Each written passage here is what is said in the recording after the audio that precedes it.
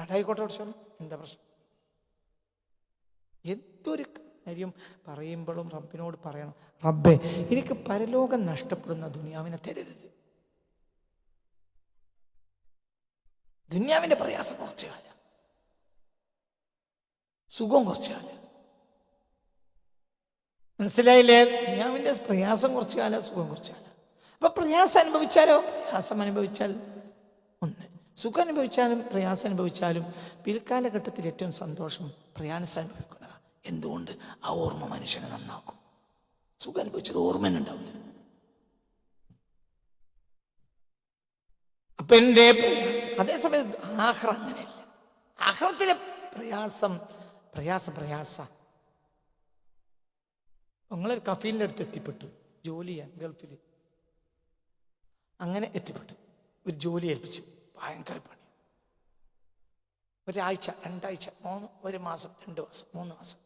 ആവൂല പോണ എനിക്ക് എന്ന് പറഞ്ഞ് വാശി പിടിച്ച് അങ്ങനെ 4 മാസം കഴിയുമ്പോൾ കുറച്ച് ലഘൂകരിക്കും.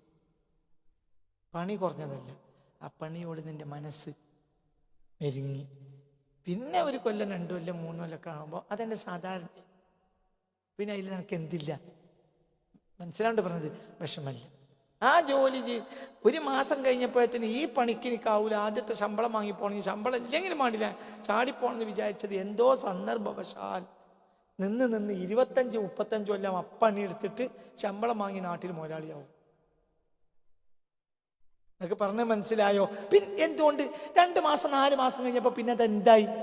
പരുവപ്പെട്ടു. ആഖിറ അങ്ങനെയല്ല. ആഖിറത്തിൽ ഒരാൾ നരകത്തിൽ കടന്നാൽ 100 കൊല്ലം കഴിഞ്ഞാൽ അയാൾ ആലോചിക്കും, ഞാൻ വന്ന ദിവസം സ്വർഗം നരകം സ്വർഗമായി. സുബ്ഹാനല്ലാഹ്, അല്ലാഹു ബില്ലാ, അല്ലാഹു നമ്മളെ കാത്തുരക്ഷിക്കട്ടെ. എന്താ പറഞ്ഞേ? മനസ്സിലായില്ല? നരകം കൂടെയുള്ളൂ, ദുനിയാവിന്റെ പ്രയാസം കുറേയുള്ളൂ, നരകത്തിന്റെ പ്രയാസം കൂടെയുള്ളൂ, സുഖം കൂടെയുള്ളൂ. സ്വർഗത്തിൽ ഒരാൾ കടന്നിട്ട് 100 കൊല്ലം കഴിഞ്ഞാൽ അയാൾ വിചാരിക്കുക, ഇതാണ് സ്വർഗം, ഞാൻ വന്ന അന്നത്തെ സ്വർഗം, അതിരുന്നായിരിക്കും. ഇന്നില്ല. അതായത് സ്വർഗത്തിൽ പ്രവേശിച്ച ഒരു മനുഷ്യൻ 100 കൊല്ലം കേട്ടാൽ അയാൾ ആലോചിക്കുക, ഞാൻ വന്ന ദിവസം സ്വർഗം നരകം. അതൊന്നും പിന്നെ ഓർക്കാൻ വയ്യ, വല്ലാത്തൊരു കഷ്ടപ്പാട്. പറഞ്ഞ മനസ്സിലായോ? തിരിച്ച് ഒരാൾ നരകത്തിൽ കിടന്ന് 100 കൊല്ലം കഴിഞ്ഞാൽ അയാൾ ആലോചിക്കുക, ആദ്യത്തെ ആ കാലത്ത് ഒരു നരകം ഉണ്ടായിരുന്നു, അയി കിട്ടിയാൽ മതിയായിരുന്നു.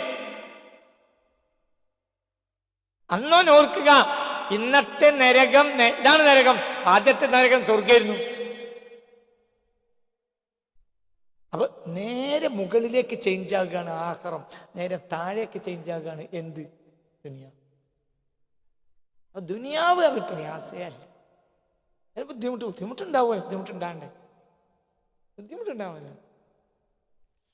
നമ്മളെപ്പോലത്തെ ആളുകൾക്ക് ബുദ്ധിമുട്ടുണ്ടായാൽ എന്താണ്? അല്ലാഹുവിനെ ഓർക്കും. ബുദ്ധിമുട്ട് തീർന്നാ പിന്നെ അല്ലാഹുവിനെ ഓർമ്മ ഉണ്ടാവില്ല. പിന്നെ അല്ലാഹ് ഖൽബിൽ കൂടിയിരിക്കണം. നമ്മള് സ്വലാത്തിയല്ലേ കടന്നീരാനാണ്, നമ്മള് സ്വലാത്തിയല്ലേ കുട്ടിയെ കെട്ടിക്കാനാണ്, നമ്മളെ സ്വലാത്തിയല്ലേ പുര വിളിച്ച് പണിയെടുക്കാനാണ്, നമ്മളിപ്പോ സ്വലാത്തിയല്ലേ ഭർത്താവിന് ഗൾഫിൽ ശമ്പളം കൂടാനാണ്, നമ്മള് സ്വലാത്തിയല്ലേ ഈ പുര മാറി വേറെ പുര കിട്ടാനാണ്.